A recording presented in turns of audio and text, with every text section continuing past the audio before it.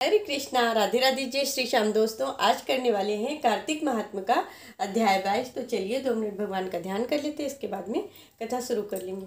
बोलो कृष्ण कन्हैया लाल की जय, लक्ष्मी नारायण भगवान की जय, गोविंद नारायण नारायण नारायण, लक्ष्मी नारायण नारायण नारायण, भजमनि नारायण नारायण नारायण, श्रीमन्नारायण नारायण नारायण। बोलो लक्ष्मी नारायण भगवान की जय, गौरी शंकर भगवान की जय। हाथ में तुलसी दल ले लेंगे।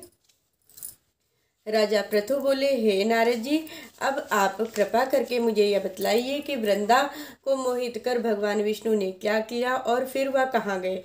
तब नारद जी ने कहा, जब देवता स्तुति कर मौन हो गए तब भगवान शंकर ने सब देवताओं से प्रसन्न होकर कहा, हे ब्रह्मा आदि देवताओं, जलंधर तो मेरा ही अंश था। मैंने उसे तुम्हारे लिए नहीं मारा है, किंतु यह मेरी सांसारिक लीला थी। फिर भी आप लोग यह सत्य कहिए कि इससे आपको खुशी हुई है या नहीं।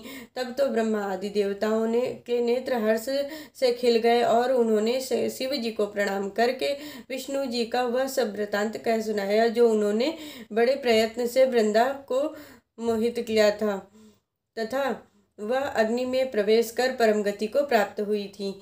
देवताओं ने यह भी कहा कि तभी से वृंदा की सुंदरता पर मोहित होकर भगवान विष्णु उनकी चिता की राख लपेटे इधर उधर घूमते रहते हैं। अतः आप उन्हें समझाइए क्योंकि यह प्रकृति सदा चराचर है, आपके अधीन है।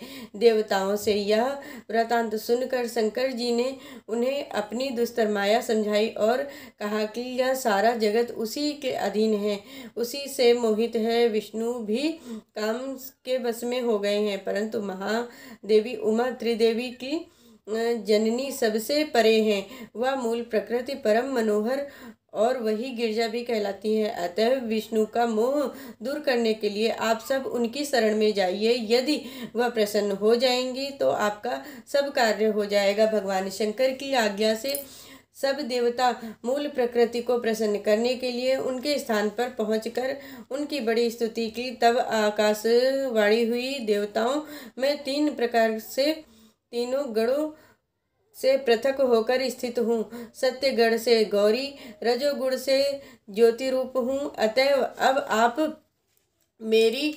लोग मेरी रक्षा से यदि सादर उन देवियों के पास जाओ तो वह तुम्हारे सब मनोरथों को पूर्ण कर देंगी। यह वाणी सुनकर देवताओं के नेत्र खुल गए। वह भगवती का आदर करते हुए गौरी, लक्ष्मी और सरस्वती को प्रणाम करने लगे। सब देवताओं ने भक्तिपूर्वक उनका स्मरण किया। सब देवियां प्रकट हो गईं। सब देवताओं ने प्रसन्न होकर भक्तिपूर्वक अपना निवेदन किया।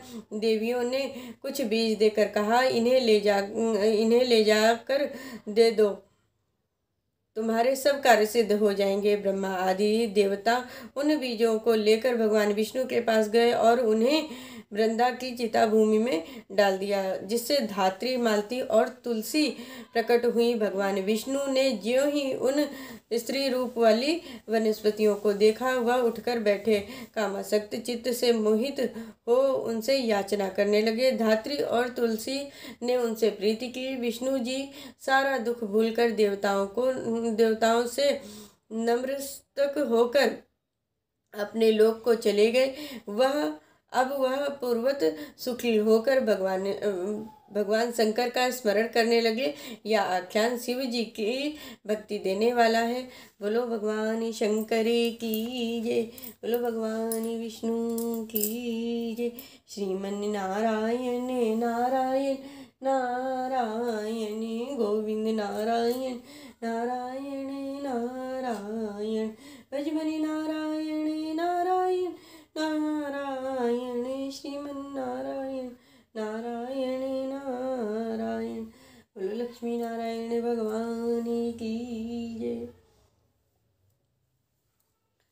मैंने आज आप सभी को कार्तिक महात्म्य का अध्याय 22 सुनाया है। इस कथा को ज़्यादा से ज़्यादा शेयर करिए। जो लोग कार्तिक स्नान कर रहे हैं, कार्तिक व्रत कर रहे हैं, उन लोगों तक प्लीज़ इस कथा को ज़्यादा से ज़्यादा शेयर करिए। चलिए मिलती हूँ आप सभी से नेक्स्ट वीडियो में। जय श्री कृष्णा, राधे राधे।